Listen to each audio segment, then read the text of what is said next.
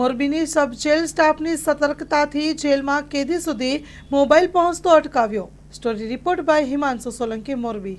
આજરોજ સવારે jail opening સમયે અમારા સ્ટાફ દ્વારા આઉટ સર્કલ વિભાગમાં રાઉન્ડ લેતા ત્યાં એક કાળા કલરનું જબલું યાર્ડ નંબર 1 આ રોડની સાઈડથી પડેલું હતું, જેને ખોલી ચેક કરતા તેમાં બિનઅધિકૃત ચીજવસ્તુઓ મળી આવેલ હતી. 4 નંગ માવા મસાલા તમાકુવાળા, એક બીડીની જુડી, એક ચૂનાની ટોટી અને એક લાવા કંપનીનો કાળા કલરનો કીપેડ મોબાઈલ મળી આવેલ હતો.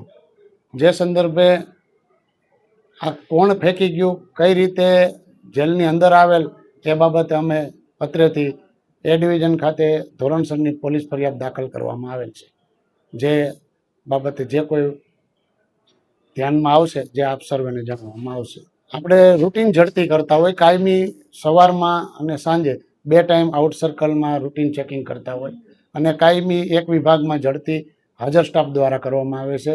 અમુક સમય 2 વાર બી ઝડપી કરીએ છીએ. આ રીતના ઝડપીમાં વસ્તુઓ પકડાય તેને આપણે ધોરણસરની ફરિયાદ દાખલ કરવા આગળની કાર્યવાહી કરવામાં આવી રહી છે.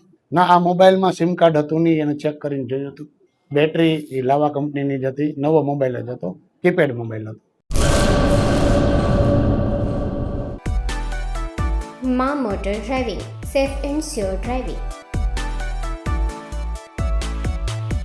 ડ્રાઇવિંગ એ શોખ સાથે આપની મોટી જવાબદારી પણ છે.